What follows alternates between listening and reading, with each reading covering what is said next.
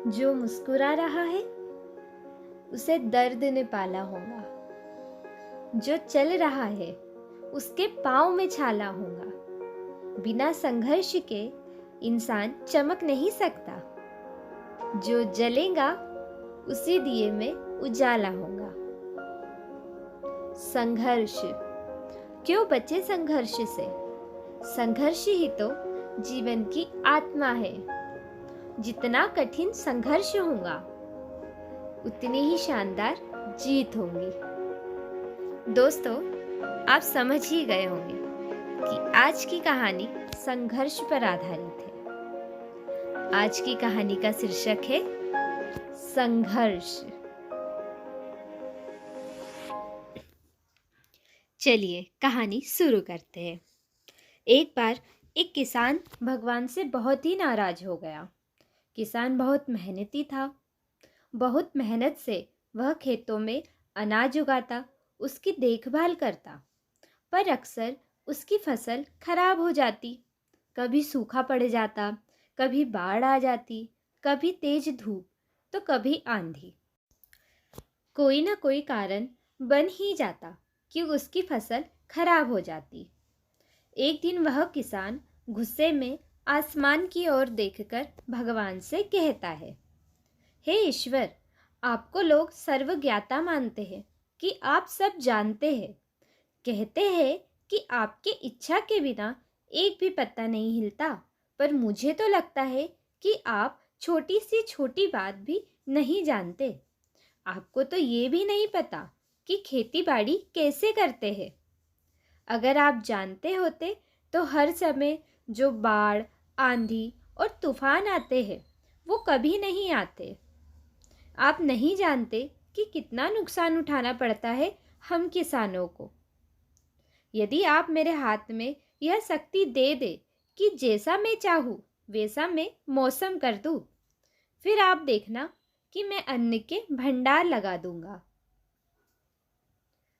भगवान इस किसान के तीखे वाक्य सुनकर मुस्कुरा रहे थे और वह किसान के सामने प्रकट होकर बोले, मैं आज से तुझे यह शक्ति देता हूँ कि अपने खेतों पर तुम्हारी जैसी इच्छा हो तुम वैसा मौसम कर दोगे। मैं बिल्कुल भी दखल नहीं दूंगा। तुम्हारी इच्छा से ही सब कुछ होगा। किसान बहुत खुश हो गया। किसान ने गेहूं की फसल अपनी खेतों में बोई। जब उसे लगा कि खेतों को धूप चाहिए तो खेतों को धूप मिली। जब पानी बरसना चाहिए तभी पानी बरसा। आंधी, तूफान, बाढ़ कुछ भी उसने अपने खेतों पर आने नहीं दिया। किसान के खेत में इस वर्ष ऐसी फसल हुई जैसी कभी नहीं हुई थी, हरी भरी लहलहाती। मन ही मन वह बहुत खुश हो गया और सोचने लगा, अब सबूत के साथ दिखाऊंगा भगवान को कि इसे कहते हैं शक्ति का सही उपयोग। मेरी सफलता देखकर उन्हें अपने नियम जरूर बदलने पड़ेंगे। कुछ दिन गुजरे, फसल कटने को तैयार हो गई। किसान बहुत उत्सुकता के साथ फसल को काटने लगा, पर जैसे ही उसकी नज़र गेहूं की बालियों पर गई तो उसने अपना सिर पीट लिया और वह रोने चिल्लाने लगा। गेहूं की एक भी बाली के अंदर गेहूं का दाना नहीं था। सारी बालियां अंदर से खाली थी। किसान बहुत दुखी हो गया। उसने भगवान को रोते हुए फिर पुकारा, हे प्रभु, तुमने ये क्या किया? क्या तुमने मुझे कोई सजा दी है? भगवान बोले, पुत्र, ये तो होना ही था। तुमने पौधों को संघर्ष करने का मौका ही कहाँ दिया।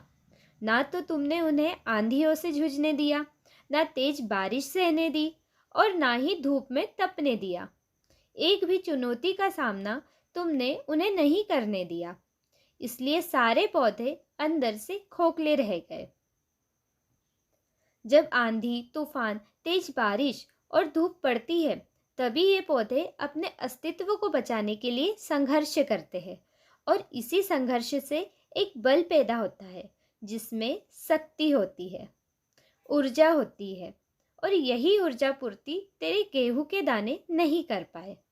तूने उन्हें कठिन परिस्थितियों से गुजरने ही नहीं दिया, जहां उनके अस्तित्व का जन्म होता।